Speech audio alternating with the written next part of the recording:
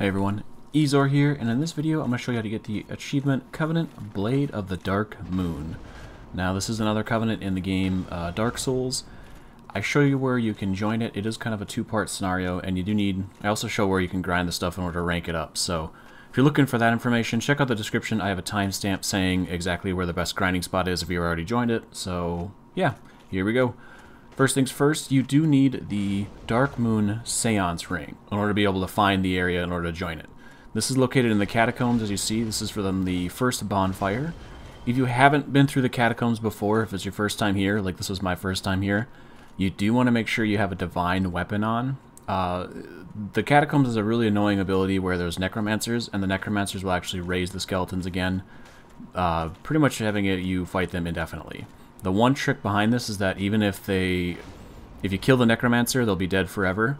But if you end up killing the skeletons with a divine weapon, you actually kill them prematurely forever. So if the necromancer's still alive, run around and kill the skeletons with the divine weapon. As you see here, what happens is you don't actually get the souls. You'll get the souls when you defeat the skeletons if they're good to kill. If you don't do it and the necromancer's still alive, you won't get the souls and they'll just get raised again. Like I said, the one workaround with this is if you have a divine weapon where you're able to kill them even if the necromancer's still alive. I know it's a little confusing, but like I said, just have some sort of divine weapon and you're fine. You'll be able to kill all the skeletons, no problem. So yeah, just showing you here what I mean with that. So once you get to this area, as you saw, I fell from that one area. You do need to move the bridges so that they're actually able to be walked upon. Once you do that and you come down to this area with the white gate there and there's a couple skeletons on the bottom, you'll end up having to break through this one wall. Be careful when you get in there because there's going to be a couple skeletons on the bottom as well as two skeleton snipers with the archers basically.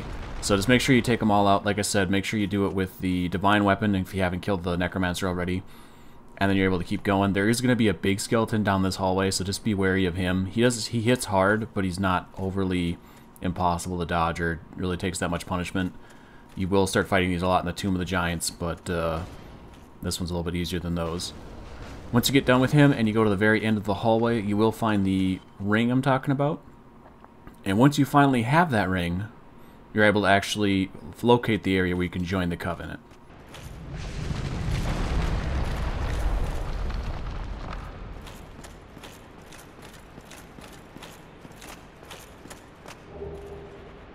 Now once you have the ring, you just go to Anor Londo, and what you're going to do is you're coming up to this big mechanism where you have to do it in order to actually access the castle itself. What you're going to do is you're going to turn it one more time so it goes down. If you're able to run it straight across from the one fireplace all the way up to the actual castle, like I said, you'll have to lower it one more time, and then you'll be able to do it. If you somehow get stuck on that, you can go back through the cathedral and do it. This is also a warp point fire pit down here, so it's not that big of a deal. Once you find it, you're able to warp back to it. And then there's levers everywhere that can reset the machine. So once you get down here, as long as you have the ring equipped, you end up making the illusionary wall disappear. So once you equip the ring and the wall disappears, you run up through here. Don't go through the mist door, otherwise you'll start fighting Gwendolyn. And you don't want to do that yet. You want to make sure that you've actually leveled up the Covenant a couple of times. So like I said, once you get up to this area, don't go through the door right away. Just kind of listen to him ramble on for a little bit, and then kneel before him, and then you can join the Covenant and start offering the Covenant's tokens. If you do accidentally walk through there, you're done. You can't join the Covenant again until next time. It's as simple as it negates the Covenant entirely, just like if you kill the Gravelord Nito, you can't rejoin the Gravelord Servant Covenant. So just be careful with that. Make sure you level this one up. If you're going for all the achievements and you want to get all the miracles, you do need to have this one ranked up to at least level 1, because then it'll give you a miracle, and that's what you need. So hear my voice. If thou shalt swear by the covenant to become a shadow of Father Gwyn and Sister Guinevere, a blade that shall hunt the foes of our lords, then I shalt protect thee, safeguarding thy person with the power of the Dark Moon.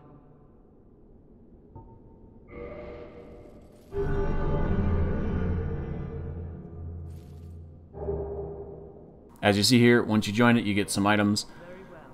The things you need to turn in are going to be the Souvenir of Reprisal You get these from Perona two ways. One, you can invade a world of a guilty player, which is almost impossible to do nowadays.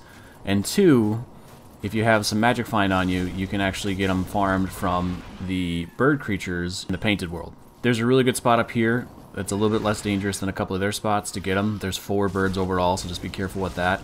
Like I said, make sure you have some sort of either the Gold Serpent Covenant ring or the Symbol of Avarice, because you do want to have that extra magic finds.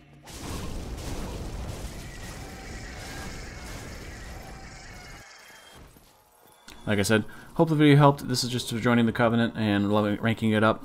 If you enjoyed it, go ahead and give it a like. If you like other video game related content, consider subscribing. That's kind of what I do. So, thank you all for watching. I've been Eezore, and until next time, keep your story going.